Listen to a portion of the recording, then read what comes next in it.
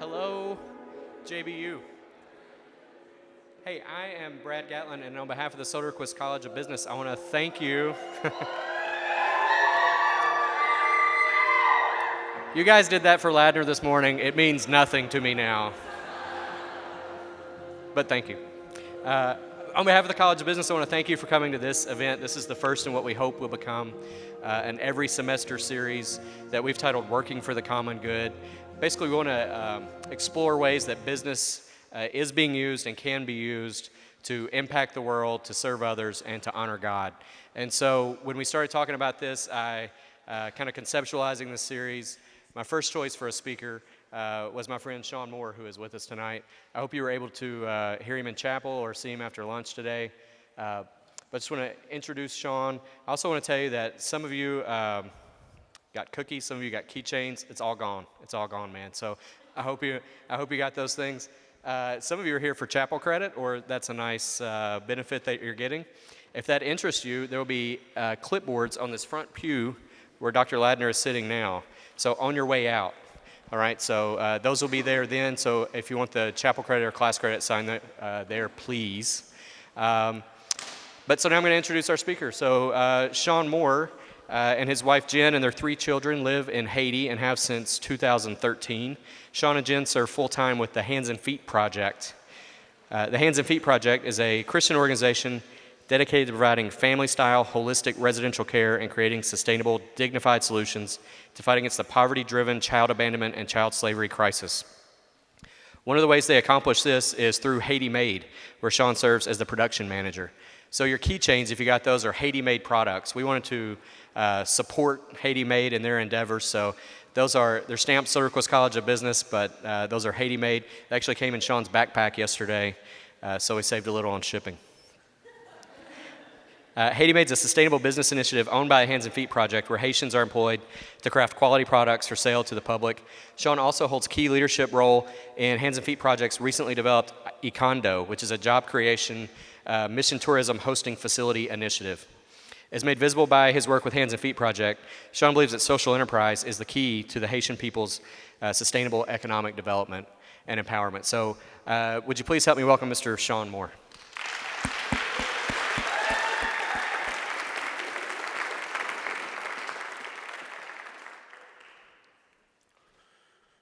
Good evening, guys. Dr. Gatlin, thanks for the beautiful intro. Appreciate that. So as he said, my family and I, we serve in a small town called Grunguave, Haiti. We're about 2 hours just west of Port-au-Prince. We've been there for just over 3.5 years. Tonight, I want to use our time to discuss some ideas, pose some questions. We're not discussing hard facts. I don't have it all figured out. I've been placed in this through God's grace. I'm here right now not because of my education background, but because of the experience that I've gained by my time in Haiti and through the relationship that I've built with Brad. And so I appreciate the opportunity to be here, and I pray that our time tonight is well served for everyone. So again, while we're here, I want you guys to think big picture.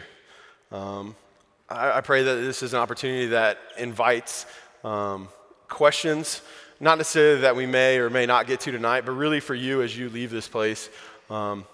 What is the Lord speaking to you, and how can you take your education, your passions, that sort of thing, and when you go out into the real world and you see needs, whether in Haiti or India, Africa, or in your own neighborhood, how does that play out? We're able to use business and opportunities to build systems and processes that allow people to rise up out of poverty and out of need, opposed to giving handouts. And so that's our goal for tonight. I want to start off with a quote. As I've gotten older, I've really started to read history books and all this stuff that I never thought I would ever do, and I find myself doing it. And so I'm in a book right now, and it's talking about some just great leaders of all across history. And so we've stumbled upon a chapter on George Washington. And so I want to start off our evening with a quote from George Washington. It says, Let the hospitality of the house with respect to the poor be kept up.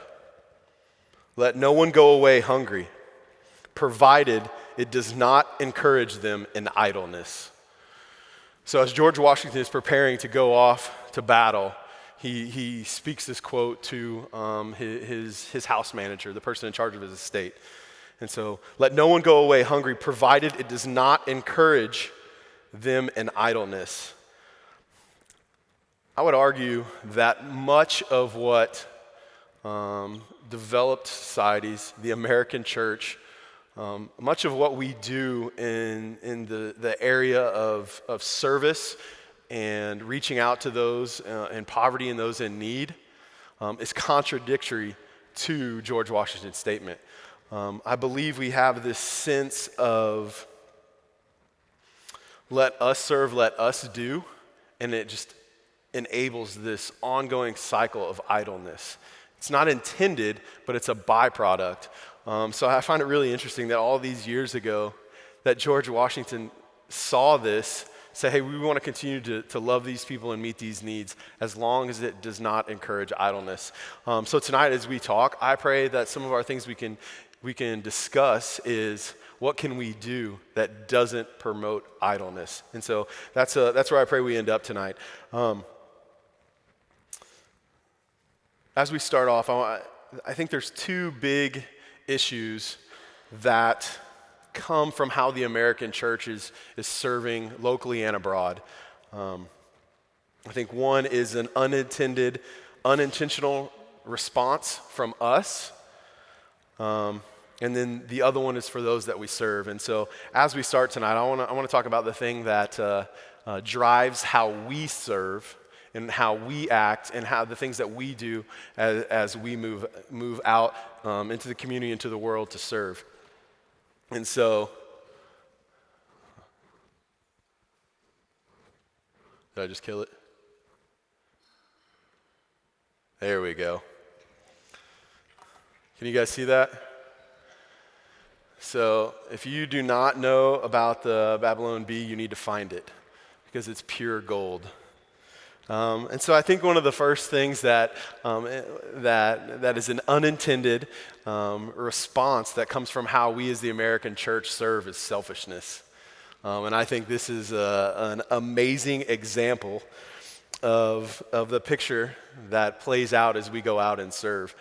So I want to read the little snippet, not all of it, but some of it that accompanies this tweet here.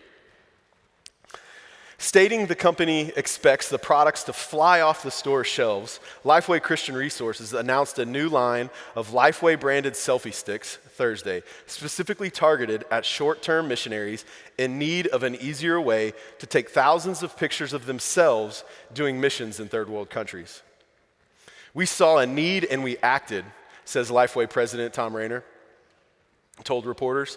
We noticed many short-term missionaries going to build a shoddy dormitory or a second-rate basketball court at an orphanage somewhere were having difficulty getting as many smiling kids in their picture as possible.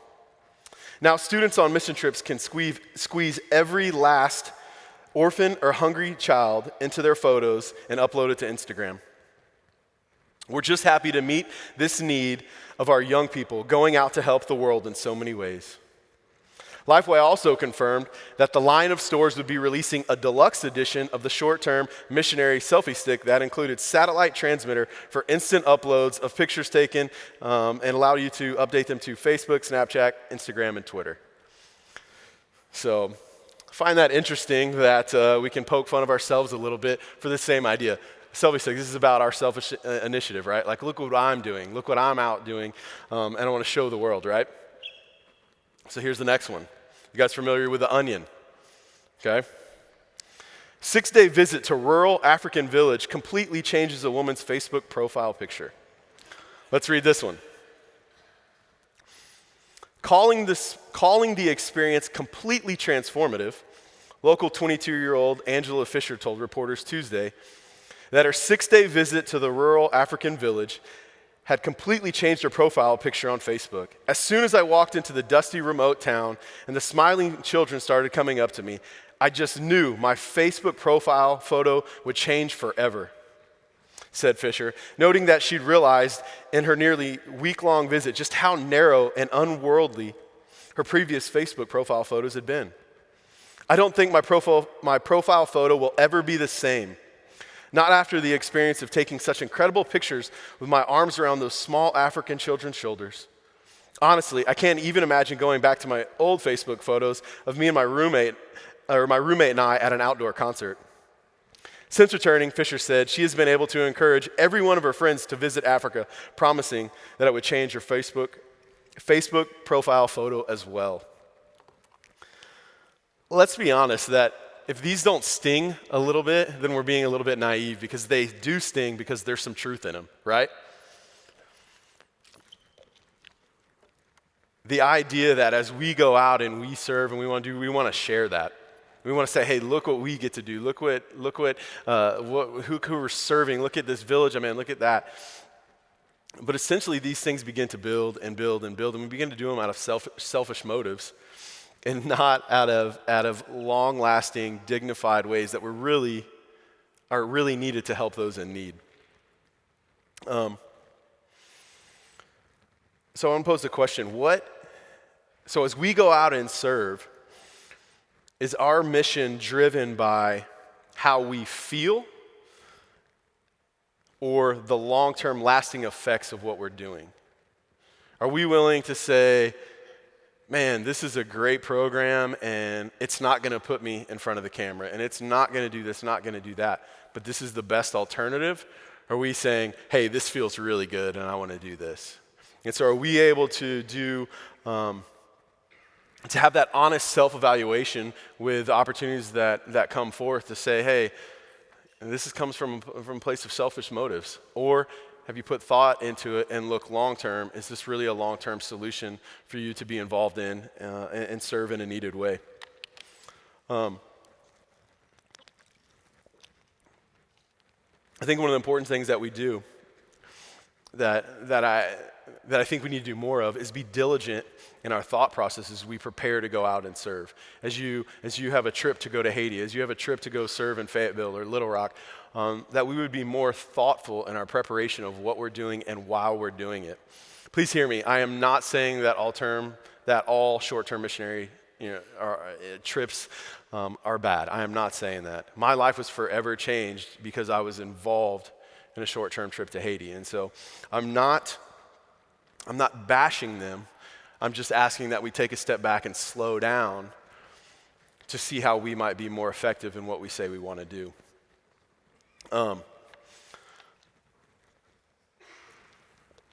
So during my first trip to Haiti, as I told some people at lunch today, I was essentially signed up for a trip. I had no say in it. My friends texted me and said, hey, I signed us up. We're going to Haiti in a couple months. I said, okay, cool. Someone donated money, paid for the whole trip. I really had no thought process, no prayer, no skin in the game. I just showed up at the airport and hopped on the plane and went on a trip. As I'm there, throughout about the first 5 or 6 days, I really wasted the time because I had this mindset of, move out of the way. I'm the American. Let us show you what you need to do so we can get this done and move on to the next thing. And so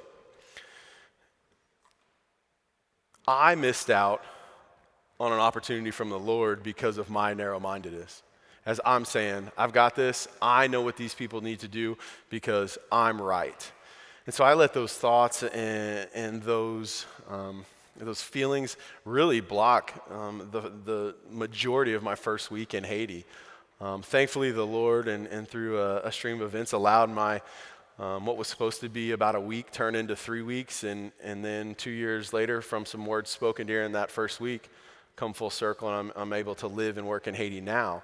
But I wasted that first week because I was so selfish and so narrow-minded about what was right in my American mindset that I missed an opportunity that the Lord had set out before me. Are we bold enough? Are we willing to put ourselves in these situations and say, hey, we want to serve and we want to help, But are we bold enough and willing to go, I'm going to take a step back. And I'm going to listen. I'm going to ask questions.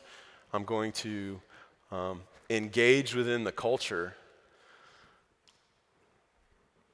Maybe keep our mouth shut a little bit and say, hey, tell me about, I see we're building this, but why are we doing it this way? Oh, that's why you're doing it that way. That makes sense. I would have never thought about that way. That's not how we do it in America. Are we willing to take that position of humbleness and act that way?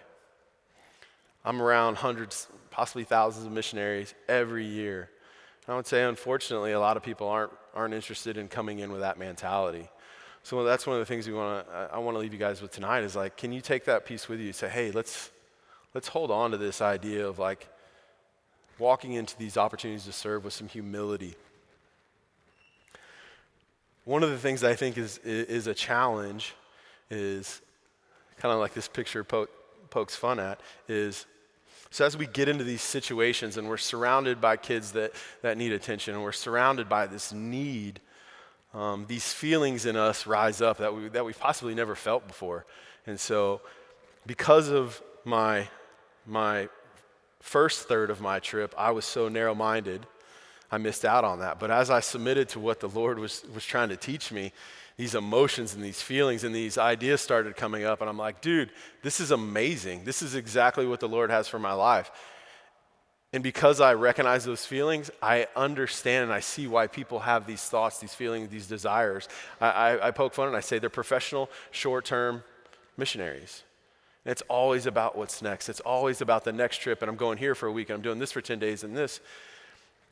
And that comes from this place of how you feel when you're in these environments. And so I recognize that, and I don't want to downplay that, but I think we have to be really careful that we don't allow these emotions and these feelings to overtake the greater good and the long-term agenda of what we say we really want for these people as we want them to rise up out of poverty. Do we really want that, or are we here to build ourselves up? So I challenge you guys with that, like to have that honest self-evaluation to say, yeah, I'm willing to take that step back. I'm willing to move forward in humility, have some thought, have some humility, and say, hey, I'm going to move forward in this opportunity in this trip, but I'm going to take it from the back seat and see how the Lord plays this out rather than push forward how I did in my first experience in Haiti and waste an opportunity that the Lord had placed because I was so narrow-minded. And so I pray that as you guys go out, that you can hold on to that and say, hey, let's slow down.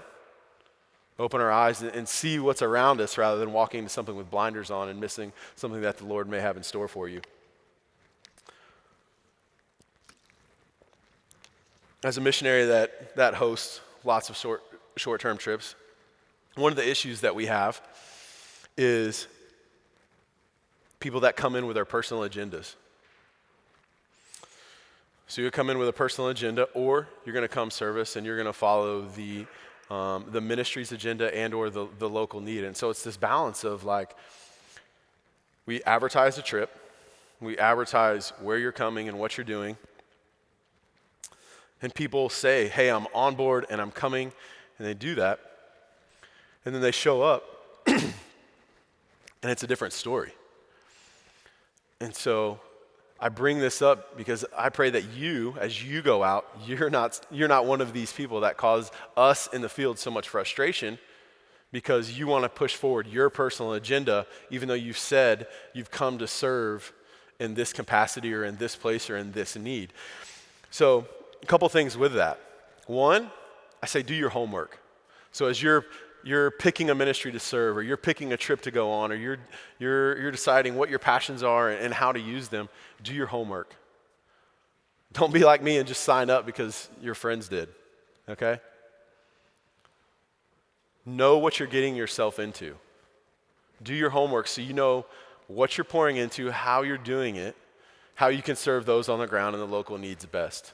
Slow down, do your homework, and allow that to play out so you have a clear picture of what you're walking into so that your time is best served for you, but then also that your time there with the full-time missionary staff, with the full-time, with the local staff that's there, that all those are used in a more productive manner because everyone's on the same page. So I challenge you guys with that. Do your homework. When you commit to go on a trip, and you commit to an organization, local or abroad, that your ministry, you understand what they're doing, and you're bought in, and you're on board with that. If you're not, find something that your passion's, because you going into a situation and you trying to take over, it's counterproductive. We're wasting time, we're wasting money, we're wasting effort. And then locals see that and they can see a division among you. And that's counterproductive as well. So I ask you to do that. Take some time, do your homework. Another thing I ask us to do was some self-evaluation. I feel like often we have an unrealistic view of our talents and gifts. I'm going to use an example. We have a large building project that we have going on.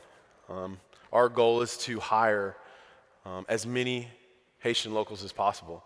If they're working, they're providing for their families, and that's what we want.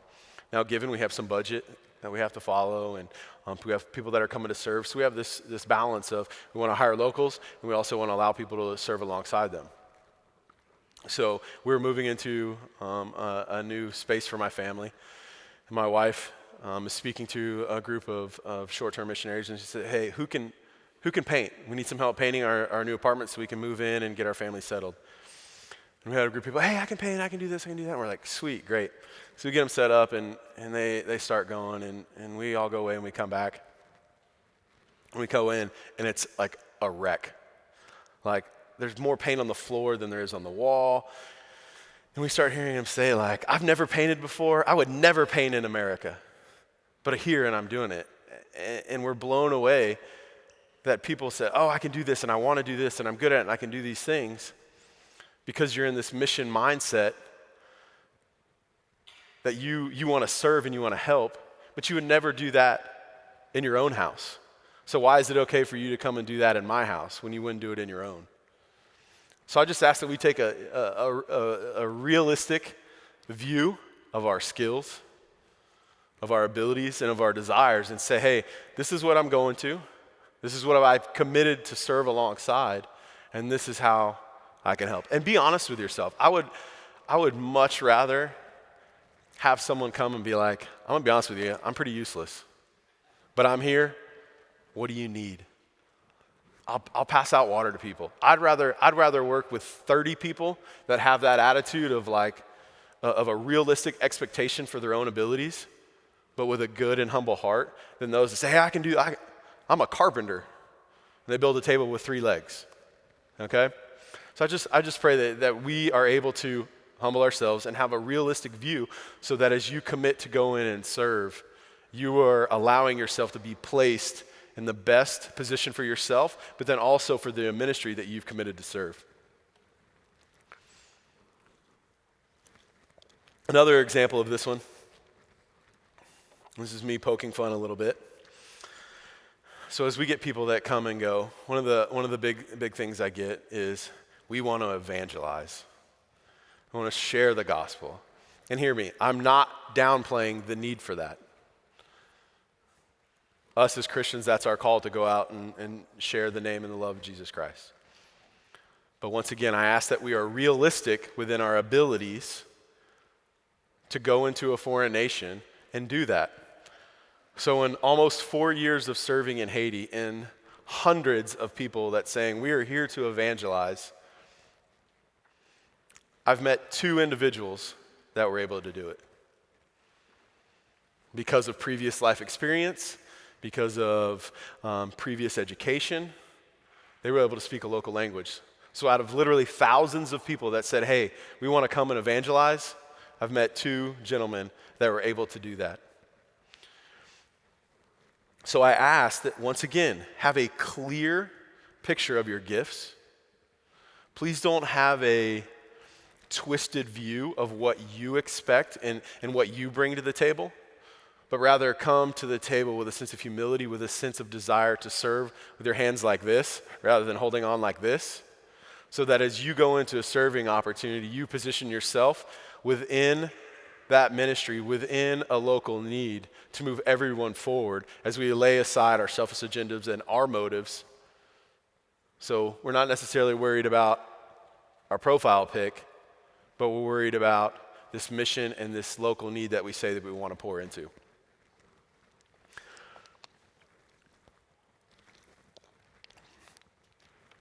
I think it's really important that as we're getting to the idea of business and how that can help improve poverty, I think it's really important that we don't negate the fact, we don't look past the fact that poverty is big business. In Haiti alone, I can't tell you how many hundreds of beautiful vehicles are stamped with giant NGOs labels and massive houses and huge generators and all these things. So I think it's really important that we realize that something that possibly is intended for good can also rear its ugly head in some really destructive ways. And so I want to share some stats that involve just the 2010 Haiti earthquake in regards to this idea of big business, or excuse me, poverty as bringing in income that is really doesn't get filtered out to those that possibly need it the most. So the 2010 earthquake, it's estimated over $6 billion, that's billion with a B, were donated to Haiti. Unfortunately, much of that money went into people's pockets, went into systems and programs that don't necessarily exist, even though they're advertised to exist. And so I think it's important that we don't look over that fact, that we know that, and that knowledge allows us to be more aware of who we are working with and how we're donating and how we are serving. Many of my staff, some of my staff that are more educated, follow the news a little bit more, that sort of thing, they know this massive amount of money that's been donated. One day I was talking to one of our drivers, and I said, "Hey man, what's all this money that came into Haiti?" And he's like, "My life's no different." "Well, what do you think about the politician that's coming in?" The last president came in, and he said he was going to change my life, and I'm still the same. And so they recognize this pouring in, and their life is the same. One of my staff was telling me that he heard on the radio, in Haiti radio, we have real radio that you listen to, and then we have Radio 32, which you have 32 teeth, so it's called Radio 32, essentially gossip. And so there's just some stats and stuff going around that with the money that was donated from the earthquake, each Haitian could receive $10,000. Now that's inflated, that's not true. I did the math, it's more about $600. But if you live in utter poverty, imagine if you had $600 in your pocket that wasn't invested into a massive NGO or a building project that never happened or a bogus plan that fell through. And so in the Haitian community that I'm in, these people know these things. They're not stupid. And so imagine that they know this money's being poured in and poured in and poured in, but never going out to them, to those that say they're in need. One of the things going around on Radio 32 right now is the previous administration had set in a minister of tourism, a young lady, and she was doing an amazing job. She was actually doing such an amazing job, the rumor is she got fired because she was promoting tourism so well in Haiti that tourism was starting to rise and the poverty business was starting to fall. Whether that's true, I don't know, but I find that interesting that the local Haitians are talking about that, saying that this doesn't make sense. This lady's telling everybody how great Haiti is, and now she doesn't work here anymore. And so that's just a picture of the power of these big, massive NGOs and this idea of the financial ability that poverty has. Because as the idea of poverty is shared with us, it pulls on our heartstrings, and we want to help and we want to give. So I just ask that we, as the body of Christ, are very conscious of those that we give to, those that we serve with, and that you do your homework and you know who you're giving to and why and where that's going. Ask questions. Ask to see financial reports. Those things are okay. They're out there.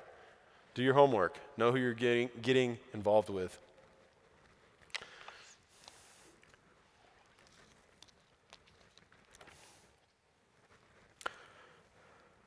So I ask you, as we go out and serve in a missional mindset, whether local or abroad, what is our intention? Is it to use our selfie stick and change our profile pic? Are we submitting? Are we going forward in a humble manner and saying, hey, this is a ministry that I can buy into, and I'm on board.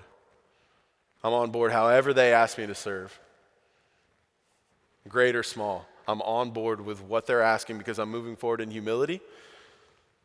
Or do we want to continue this ongoing cancer of self-promotion at the expense of those that are already in need?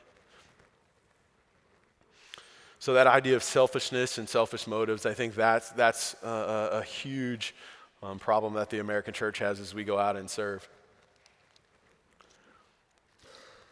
That falls upon us. I think the next one falls upon those that we're serving. And this is where I want to go back to George Washington's quote. It says, let the hospitality of the house with respect to the poor be kept up. Let no one go hungry, provided it does not encourage them in idleness. Again, as we go out and serve,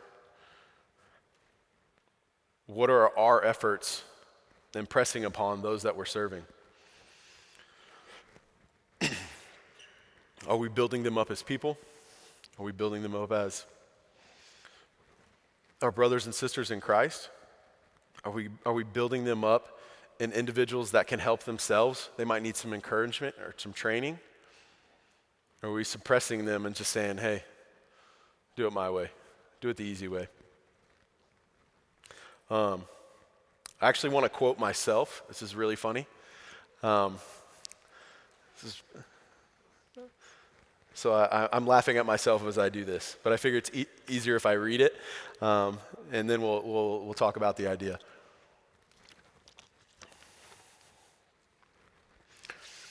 So this is myself. Some groups who come with a volunteer mentality resist adjusting to the organization, and I'm talking about hands and feet, our organization's new model.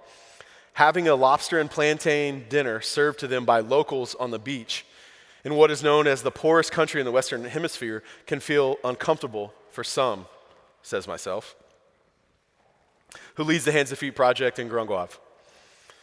Moore said, he emphasizes that buying a meal in Haiti is the same as buying a meal in the U.S.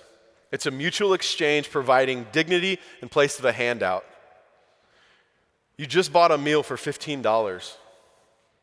That's tuition for one of their kids for a whole month. But people don't look at it that way. They say, oh, I don't want to be served. You're doing more by buying that meal than if you were to stop and rake that man's own yard. So I got the opportunity to spend a week with a group of reporters from Tennessee. And because the reporters, they quote you, I lost thought. I forgot that and just began to talk and ramble. And this is one of my ramblings that they quoted. And it's this idea of that as we go out into these areas, sometimes the greatest way we can serve might be the last thing we would have thought of. It might put us in an uncomfortable place of being served when we feel like, whoa, I'm supposed to be serving you. But if you take a step back and look at, we're going to use this situation as our example, by you humbling yourselves, you enjoying a day at the beach and buying a fair priced, amazing meal from my friend down at the beach, not only are you providing an economic stimulus into his family that has set his family apart in our community in a really amazing way. You guys don't know this. I know this. He has a special needs daughter that is able to go to a special needs school in Port-au-Prince because he has the financial means to do that. I know that he has 4 other children that go to great schools and their tuition's paid in advance because people are able to buy these meals at a fair price in a dignified way. So as I say, he can rake his own yard. I'm not devaluing the idea that we go out and serve our neighbor. But rather I'm asking us that we look at a situation and say, what is the best way to serve in this moment? I don't have it figured out. This is not the answer to every problem. This is an example that I look at and say, hey, this is a man that's provided an amazing product. He's learning the idea of customer service. We can either support his business and we can encourage him and watch him flourish and the trickle-down effect of his family having an economic ability and how that trickles down through our community. Or we can be so narrow-minded and say, no, I don't want to be served. I don't want to do that. I'm supposed to be the one helping. And you go rake his yard. Are we willing to change our mindset to step into an opportunity like that?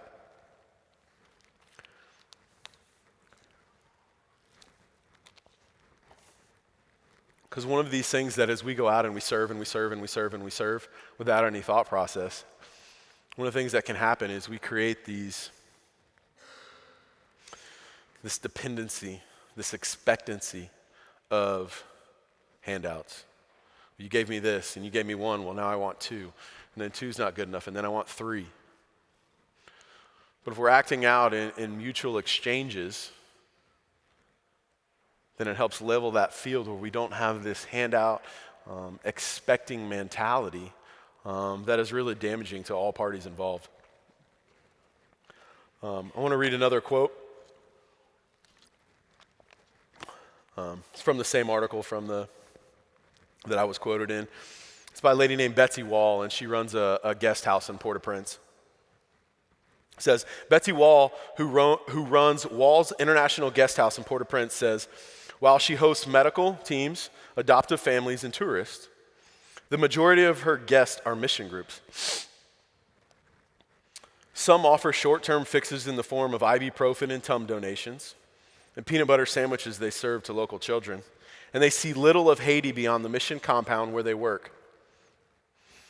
The majority of visitors that come here come with a mission context of, within a mission mind, we are here to help, heal, save, or fix Haiti. Wall says inside of a store filled with Haitian-made goods.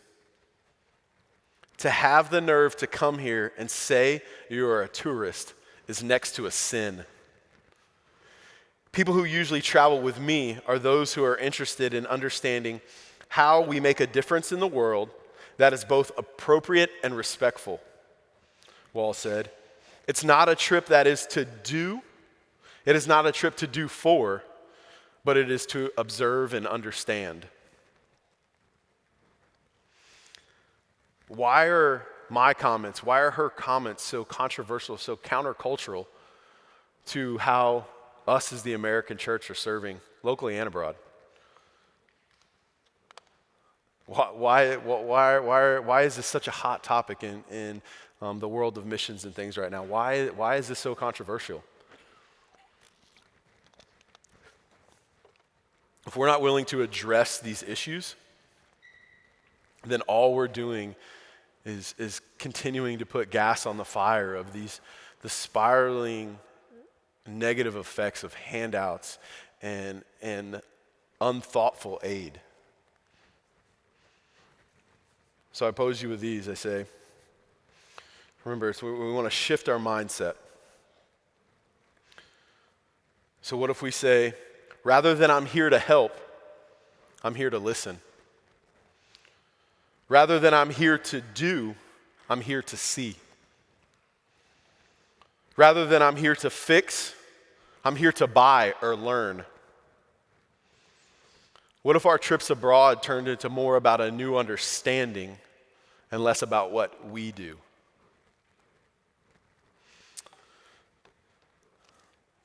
Now, there's a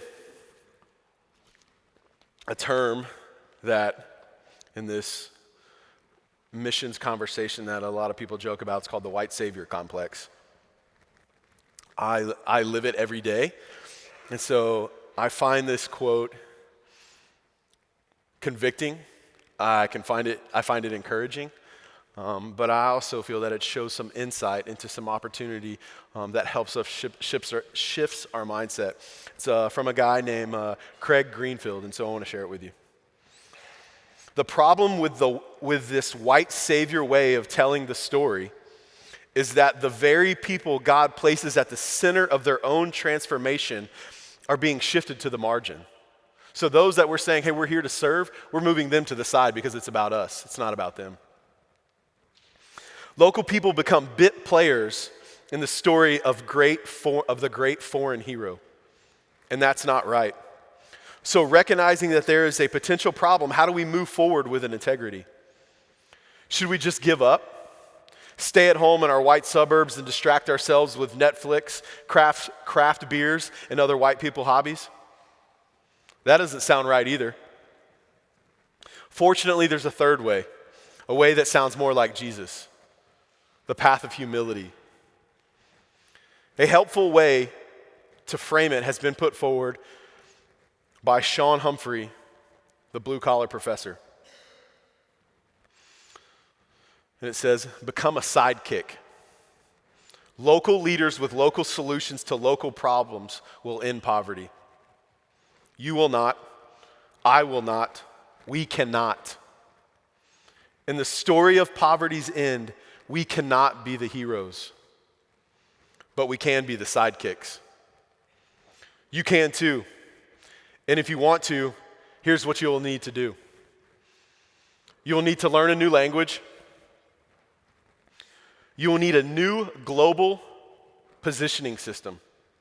Our old system, the one that positions us at the center of the social good space, is outdated. We neither deserve nor knew what to do with that positioning. In turn, you need to reconsider your place, role, and responsibility in this world.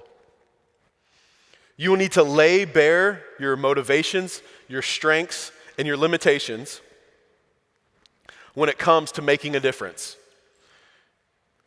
And you will need to make these promises. And he goes through and he lists out some things that we need to do.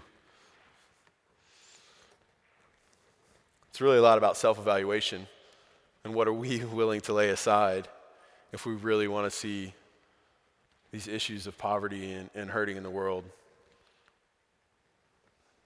be changed. It's not saying that we're being idle. It's about changing our mindset of how we were involved. So how do we do this? How do we become the sidekick? How do we stop enabling?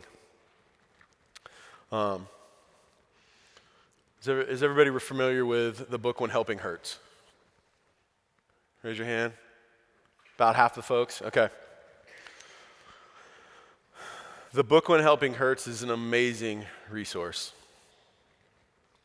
It is a challenging, slow read, but it is so vital to helping us shift our perspective in how we view poverty and our involvement in it. And so there's 3 things from that book that I want to talk about. Actually, there's 3 things, but we're only going to hit on 2 tonight. There's the idea, this concept is relief, rehabilitation, and development.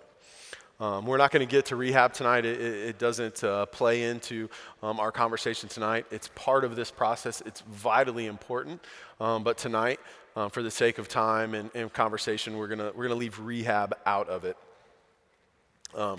So what is the idea of relief? Relief is giving immediate, temporary aid after a crisis. So you have the Joplin tornado all these years ago that was so bad. You have these tornadoes in Texas and Oklahoma a few years ago that were so bad. You have the tsunami in Japan. You have the 2010 earthquake in Haiti. You have the 2016 Hurricane Matthew in Haiti. We have these events that rise up, local and abroad, that desire or that need immediate action. So relief is reactive. Something happens, excuse me, something happens and an immediate need needs to be addressed. This is a matter of saving lives. This is water shortages, food shortages. This is immediate moving in from an outside source, coming in and saying, hey, we're here in a reactive manner to put forth to save lives. This is led most often by outsiders, by foreigners, by people on the outside coming into this situation to offer this relief. And here's where we get to an issue within the local church and how we're serving and doing. Relief should be, hear me, should be temporary. The problem is, too often, our service in relief extends way too long. We keep doing relief when we need to be moving on to rehab. We keep doing relief when we should be moving on to rehab and then development. We're stuck in this idea of relief. And there's a few reasons why. Relief is easy. Relief is challenging to us because we're put in a situation in immediate need. It's like, these people are bleeding, they're broken, they're hungry, they're thirsty. You see this need. And so it does something inside us and gives us these emotions. It goes back to these selfish motives that begin to rise up in us. So it has this feeling that it draws out in us. But then another thing too, relief is pretty easy. It's a challenge because we're having these feelings and emotions and that sort of thing, but it's easy because you're being reactive. If you come to me with a broken arm, say I was a doctor, I would know how to fix you. I'm being reactive to your problem, right? Relief takes, generally speaking, limited knowledge and skill. So you can come into a situation and say, hey, we need to hand out 10,000 bottles of water to these people today. Pick it up and go. You don't need a PhD to do that. You don't need to be a doctor.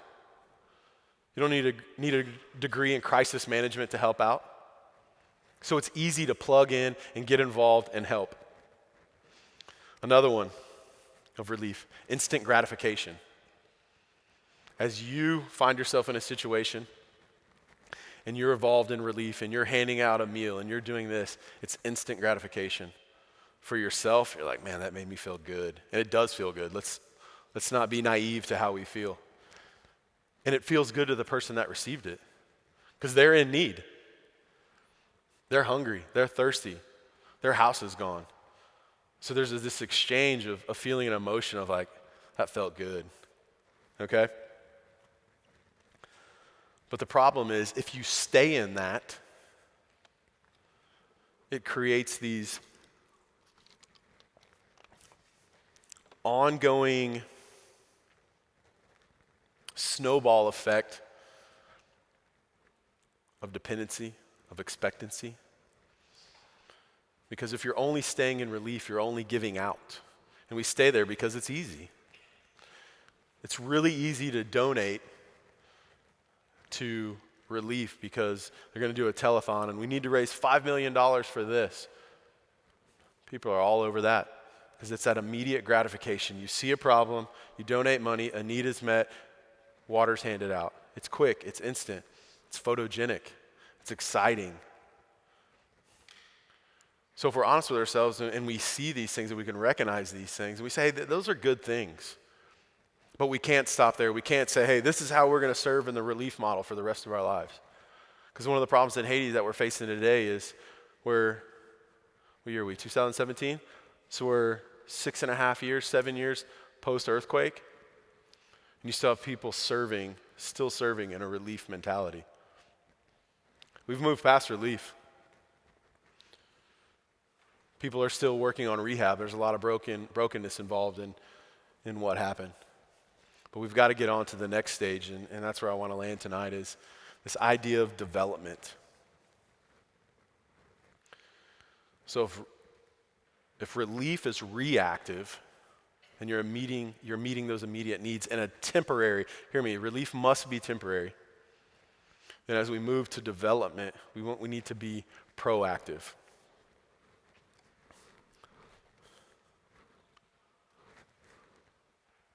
There we go. Can you guys read that?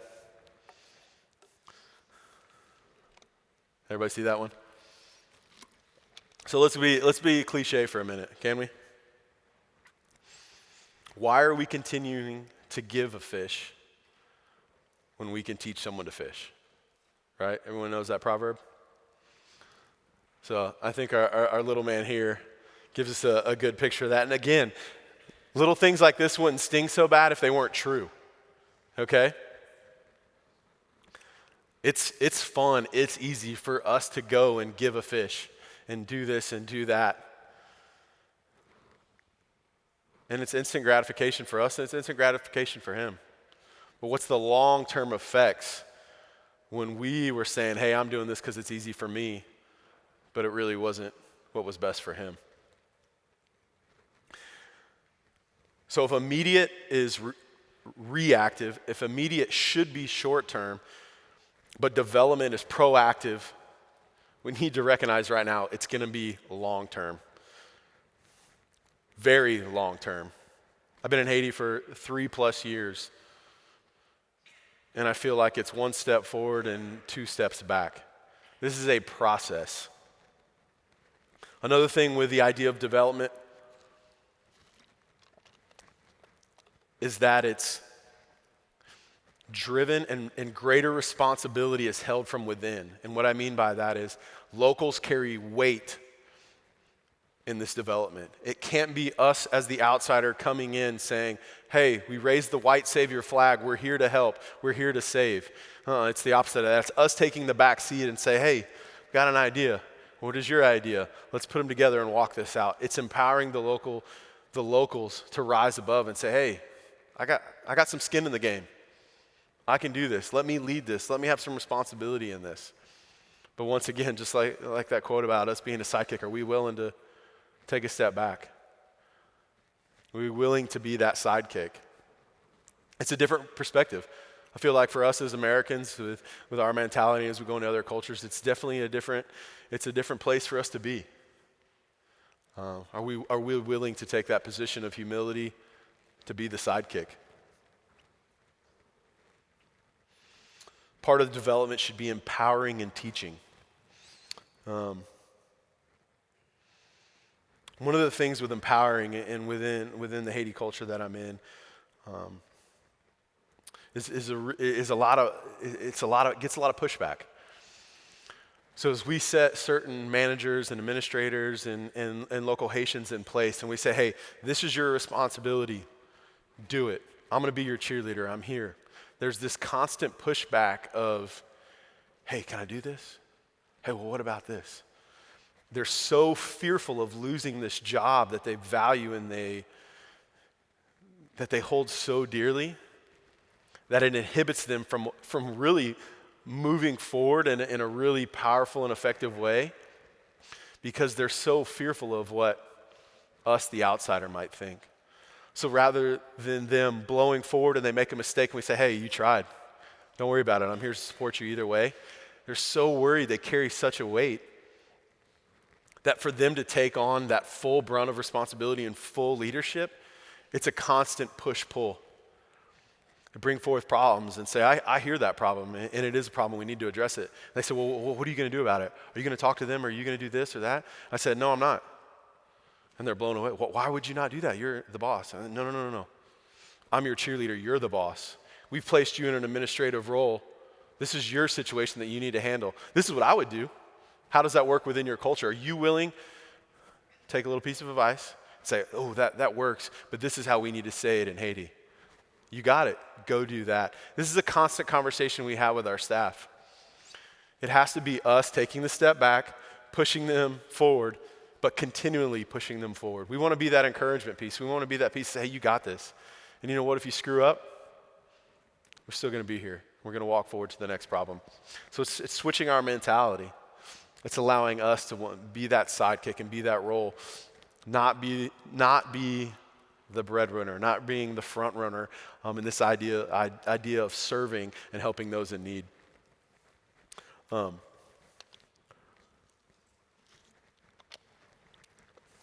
Some would say, I'm going to use this word, some believe you should never do for someone what they can do for themselves. Never's a pretty harsh word. So I don't want to say I agree with the never, but I do think it's important that we allow those in need to do for themselves what they can. And so an example that I want to use that involves my life is the orphan crisis in Haiti. And so why is there an orphan crisis in Haiti? Why are we doing for others what they should be doing for themselves? I want to share some stats to kind of paint the picture of the world and the environment that I live in. Haiti has a population of over 10 million people. We're the poorest country in the Western Hemisphere. 50% of the children do not attend school. 59% of the population live on less than $2 per day. 24% of that population lives on less than $1.25 a day. 40% unemployment rate. 2/3 of the labor force is underemployed. Let me explain that. As you go through Haiti, there's people working everywhere. The problem is they're making nothing. So unemployment is a massive, massive problem in Haiti, but underemployment is a greater problem. So I have a job and I make 50 cents a day. So I am employed, that is correct. But I can't sustain myself, I can't sustain my family off that. So that's what underemployment is for Haiti. 30% of the population is considered food insecure, which means lacking reliable access to a sufficient quantity of affordable and nutritious food. And here's the part where it gets into my world even more. It says, there are an estimated 32,000 children living in orphanages in Haiti. More than 80% have at least one living parent. Most are there for a complex combination of reasons: poverty, disability, housing, and a lack of access to health care and the education services. I live there, I see this stuff every day, and then just to read those stats, remind myself, like, this is a heavy burden. Here in Arkansas, we have these same stats. They just look a little different. The numbers are a little bit different. The problem's different. These situations are all around us. I just want to use Haiti tonight for the example because it's the world that I live in. So as we have that quote, you should never do what someone can do for themselves. This is how Hands and Feet and Haiti Made has got to this idea of we do have kids in our care, but what if we can do something where we don't have to have kids in our care? What if we can be proactive and put in systems and opportunities and things in place that allow people to provide for themselves? Because what we say is, orphan care is terribly expensive. So what can we do to do orphan prevention, which essentially would be job creation, which would keep kids out of the orphan care system? And so, as I've spent my time in Haiti and with working under the name and the umbrella of the Hands and Feet Project, and we are an orphanage, and we do house children. And so I have conversations, not weekly, but I would say at least monthly, of a family that comes to me and says, hey, I want to, or I need to abandon my child. I said, okay, let's talk. And so we talk, and we take time to unpack these issues. Every conversation that I've been blessed to have with these people from my community, every single one, it boiled down to one thing. They didn't really want to abandon their child. This came out of a byproduct of a necessity of they said, hey, I just want a job. They were so concerned with the well-being of their child, for food, for resources, for clothes, for education, for all these things, in their mind, it made sense to say, I'm going to abandon my kid. I'm going to put them in an orphanage because they're going to be better off because they're not in my situation anymore. So as I've dealt with these people, to say, I hear you. This is a serious situation you're in. They don't want to abandon their children. They want a job. So what can us as outsiders looking in and say, hey, let's stop this process, this cycle of bringing in these children to be doing for others what they should be doing for themselves, when really that's not what they want. If we're willing to slow down and have those conversations to find out what the greater need is. And for my situation right now, it's the lack of a job. It's this idea of hopelessness that they can't rise above. And because they can't rise above, it's a weight that they carry, and they say, hey, my kid's going to be better off somewhere else. When that's not how God has designed the family unit. It's not his intended purpose for these people. But the weight of the situation has led them to twist their thinking and to twist their mindset that this is going to be a better situation for them.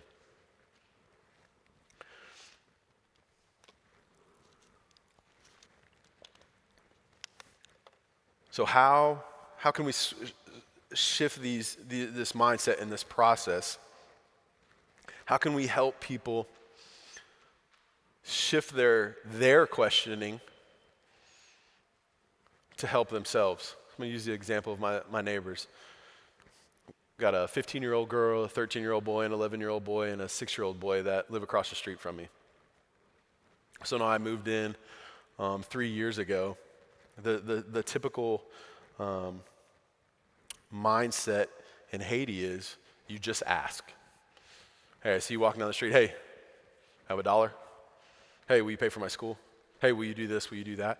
It's just this mentality of asking. It's just what's been grown up within them because of previous issues and expectancy and handouts and those sort of things. So through time and through relationship, I've now helped train my little neighborhood crew to shift their mindset to say, hey, you got any work for me I can do today? Can I wash your car? So it's taking small steps with 4 little kids that hopefully move forward, and when the 13-year-old, when he's 23, he's asking those questions to say, hey, where's the job? What can I do? Rather than asking for these handouts and rather than placing his kids up, he switched his mindset to fend for himself rather than putting that on someone else. This is not a one-time conversation. This is not an easy fix. This is not something that's going to happen over a weekend. That's what relief is. And so we're saying we got to get away from that and move into this idea of development that is slow, it's messy,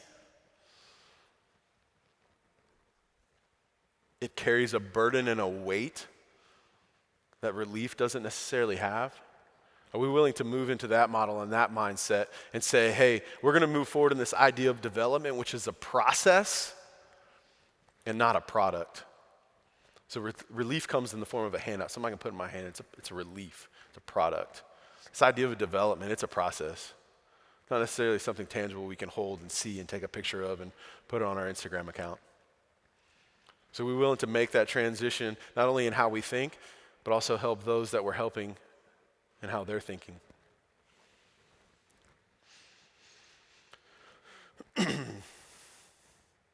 So with some things going on in my life, and I've got a few go-to verses, as I'm sure we all do. A few weeks ago, flipping through my Bible, and I read Romans 5, 3 through 5. And so through a lot of highs and lows in my life,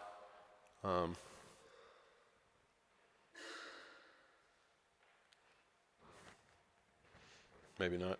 It's all right. I'll read it. This is a verse that I go to quite often. So let me read it for us as we continue.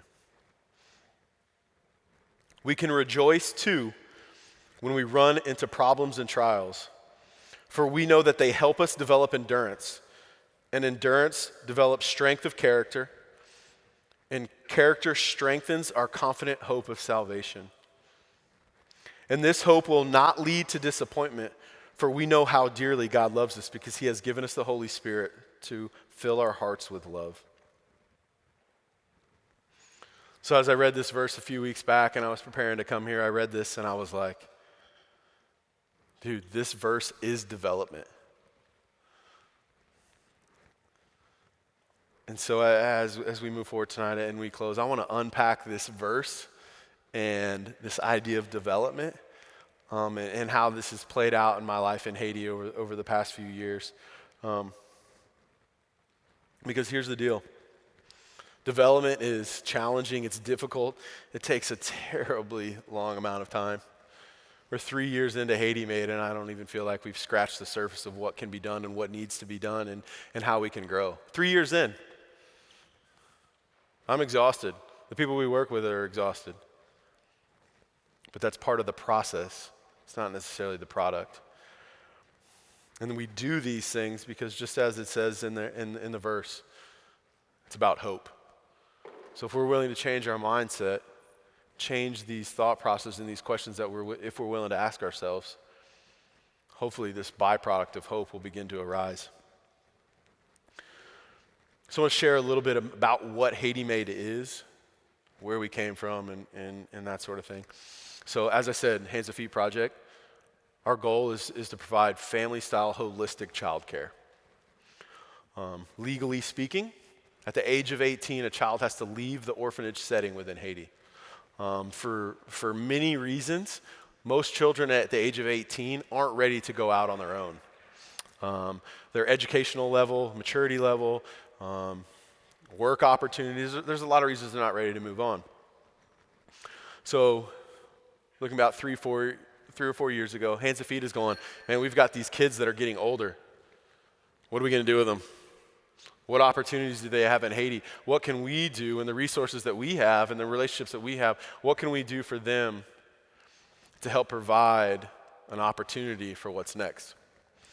So Haiti Made was born. A friend of Hands and Feet came to Hands and Feet and said, hey, I got an idea. I wrote this little journal or a little devotion book. You have any kids that would help me produce this journal in a different way? So they started cutting leather and binding pages and all this thing and started to grow this idea of like, man, maybe this could be an opportunity for our kids as they get older to have a work opportunity. And so conversations continued, conversations grew to what is now Haiti Made.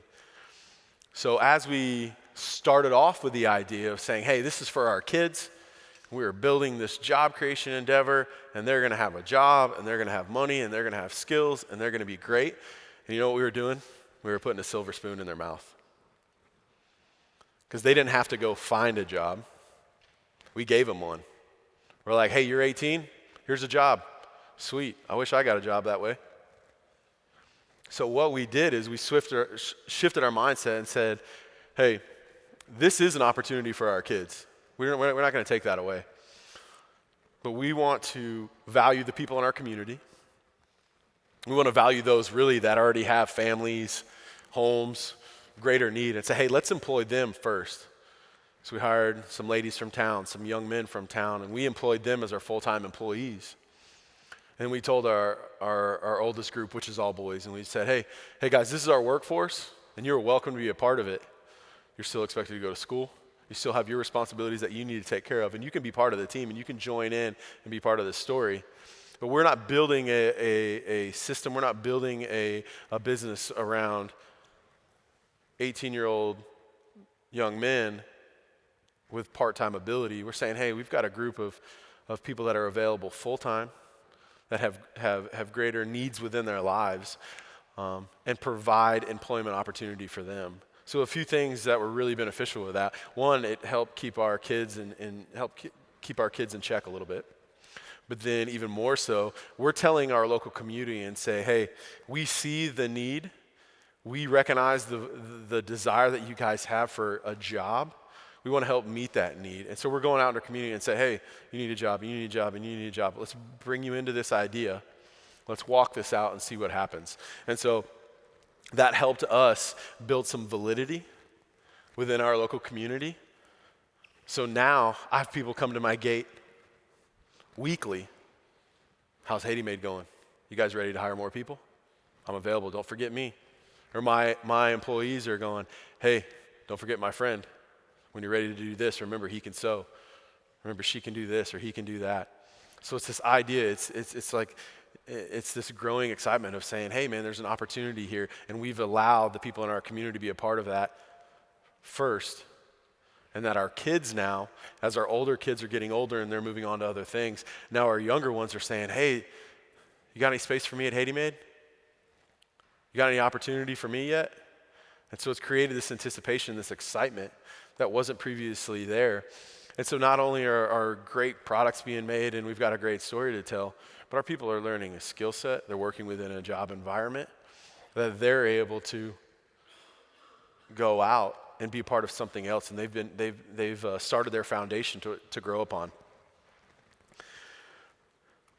So I was thinking back, we watched one of the Haiti Made promotional videos earlier, and it was filmed about 2 years ago. But I think back to the first day that I met our full-time Haiti Made crew. They were timid. I mean, the easiest way to say it, it was the most awkward interaction that I've had in kind of that setting, in that environment of me as the outsider walking into this cultural setting. It was terribly silent. It was awkward. They were timid. They were fearful. They were unskilled. They were doubtful. For us to walk on and be like, okay, this is what we got to work with. Okay, this process might be a little longer than we thought. So as I think back on our group that we started with, and I'm gonna be honest with you, when we started 3 years ago now, the products we were making were really crappy. They sucked. People were buying our products because they believed in hands and feet and they believed in our story. So that's kind of how these sales started from. Thankfully, the Lord in his great wisdom, he was able to use those people that were supporting us via the mindset of charity. That pushed us forward to 3 years later where we're not relying on those charity purchases anymore, okay? So I want to go back to this Romans 5 verse and unpack that a little bit. Starts off in verse 3, it says, we can rejoice. I think this is important as we think about the idea of development. The idea of rejoicing, the idea of joy.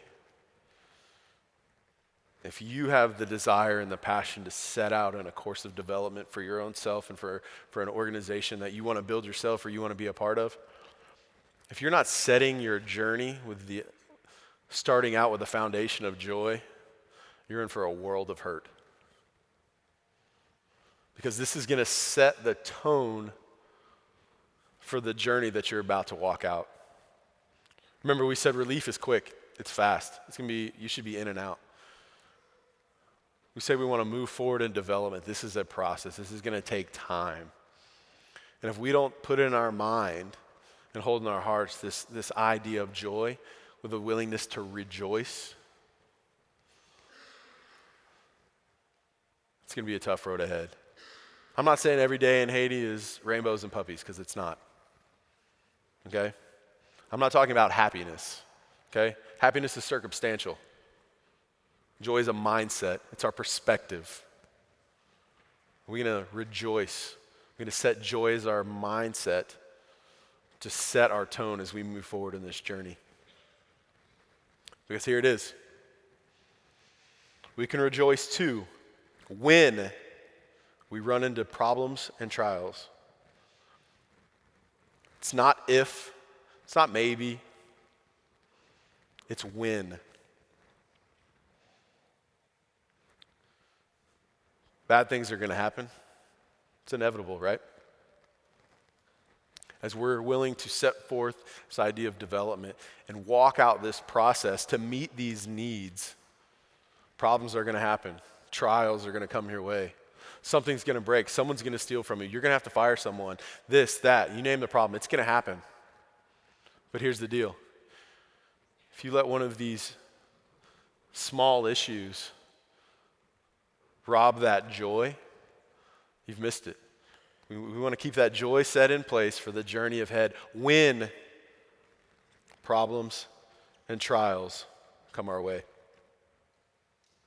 And why is that?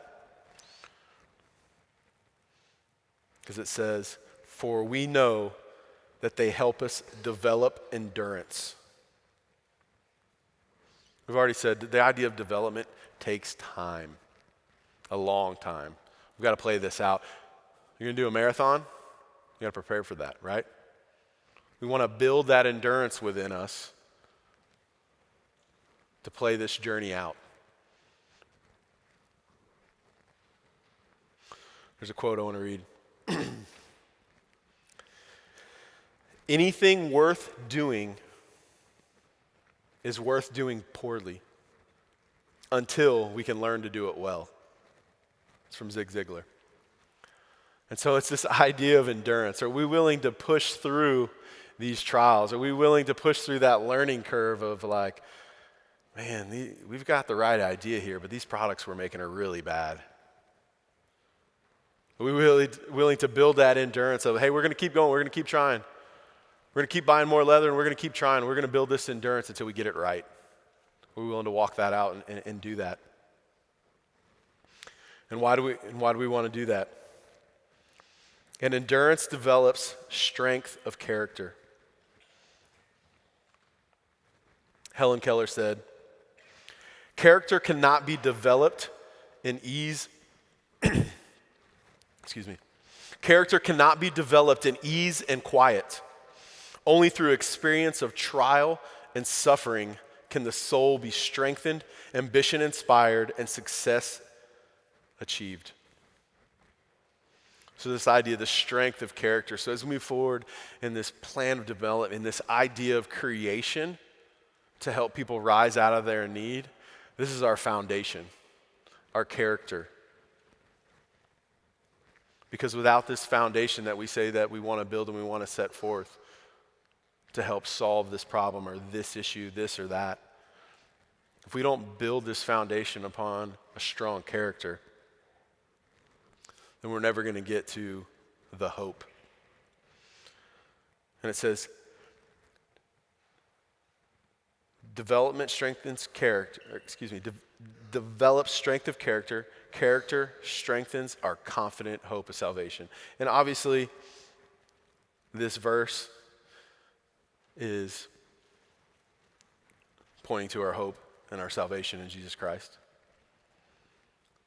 But in our conversation tonight, as we talk about this idea of development, what does this idea of hope mean? What does this look like? What does that mean for the Haiti Made crew?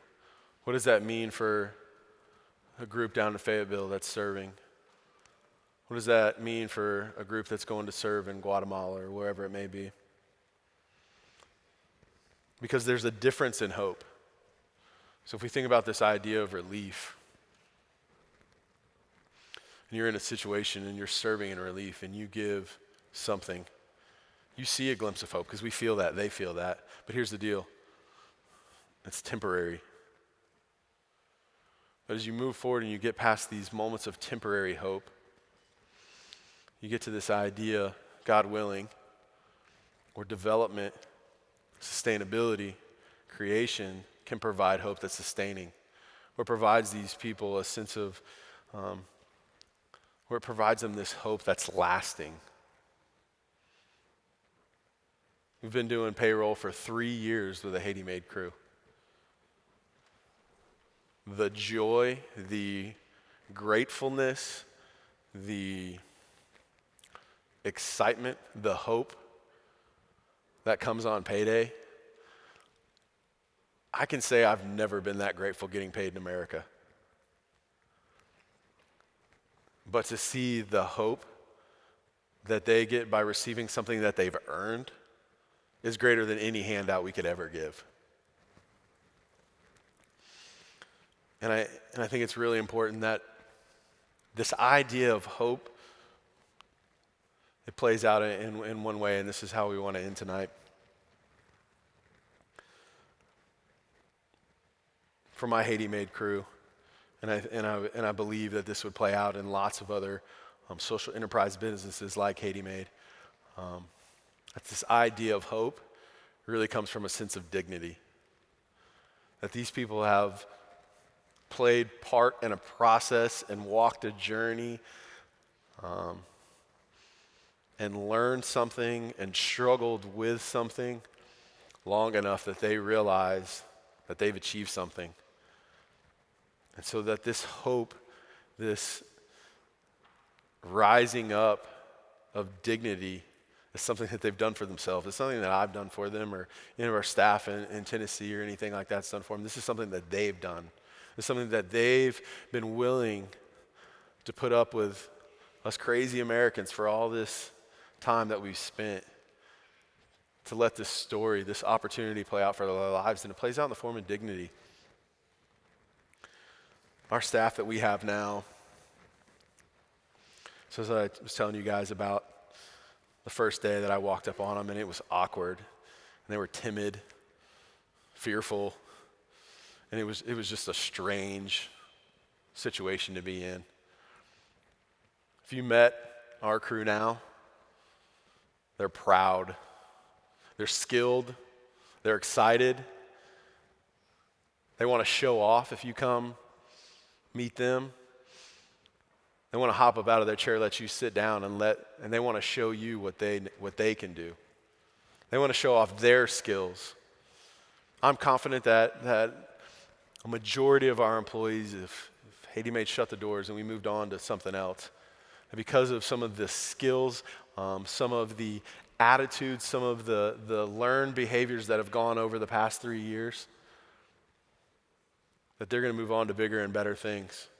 One of our original manager, he has now moved on. He lives in Chile. He was able to provide for himself, provide for his family, to provide himself an opportunity to move on to another endeavor that he has for his life. This idea of dignity for our crew is really one of the driving forces that keeps myself and everyone else involved in the story of Haiti Made, that we can be a part of this process that we've been graced with the opportunity to be a part of, to help build, to pour into these people.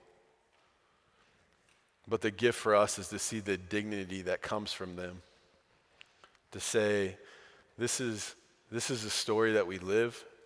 This is the path that we've walked.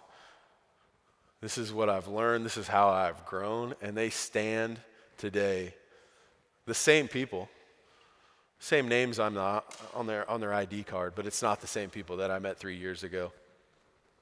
And so for that, with all the trials, when they happen, it's worth it. It's not an immediate handout.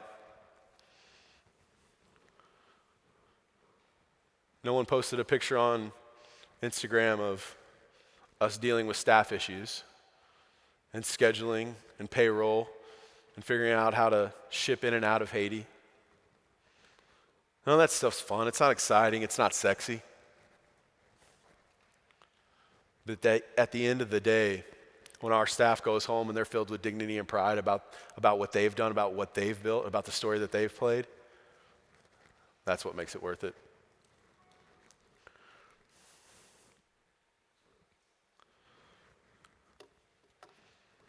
Poverty won't allow him to lift up his head. Dignity won't allow him to bow it down. So in 3 years, I've watched a small handful of people grow in an amazing way. So as you guys move through your education, as you move through your pursuit of your talents and your gifts, of your desire to go into the world and serve, whether local or abroad, it doesn't matter. Would we be willing to take a step back? Would we be willing to ask questions? Would we be willing to be more thoughtful in our approach as we see need to slow down and address these things in a way that might move us out of the fame, out of the fortune, out of the spotlight? We humble ourselves and ask those questions and have some honest self-evaluation. So as we move out of the way, those that are in need can rise up and stand with some dignity and stand on their own 2 feet, provide for their families, keep their families together, and move forward with a sense of dignity that a handout can never provide. I want to close in prayer. Is that okay? So I want to pray for us, and then I think Dr. Gatlin's going to come up and we're going to do some Q&A. So let's pray, and then we'll move into that. Father God, I thank you for this evening. I thank you for John Brown and this group of students and this faculty, Lord, that has the heart to ask questions, wrestle with some challenging ideas and thoughts, Lord, ultimately to serve you. Lord, not that you need us, Lord, but that you allow us to be part of your plan. Lord, you don't need me in Haiti, Lord, but you allow me to be part of your plan, Lord. I thank you for that, Lord. I pray for these students, Lord. I pray for this faculty, Lord, as they have these conversations, as they plan, as they build, Lord, as you give them dreams, desires, talents, and gifts, Lord, that you would build them up in a way, Lord, that they would go out into their community, into the state, into the world, Lord, and they would be game changers. But Lord, that they would do it in a way that might be countercultural, that might be difficult, that might be slow, that might not make the cover of a magazine, Lord, but that it would please you, Lord, and that it would encourage and lift up those in this world that are hurting and broken and in need. Lord, I'm so grateful for the opportunity, for the story, for the journey that I have walked. Lord, I know there's students in this room, Lord, that have the dreams and the desires and the passions to go and serve and do and be your hands and feet. Lord, would you bless them? Lord, would you encourage them? Lord, would you give them the questions to ask, the people to meet, the places to see, the opportunities to learn?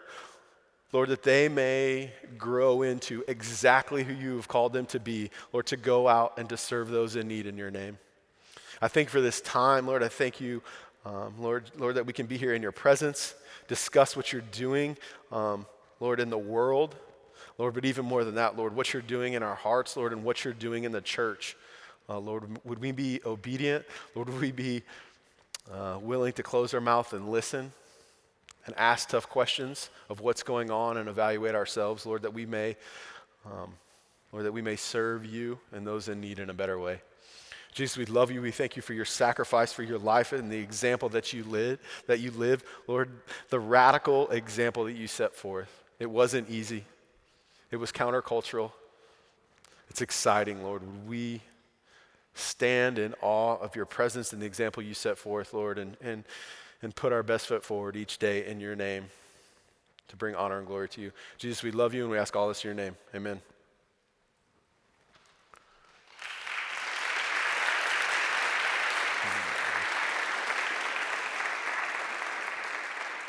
Thank you, Sean. All right, so change of plans. We're going to do this. Change of plans. Nice. All right.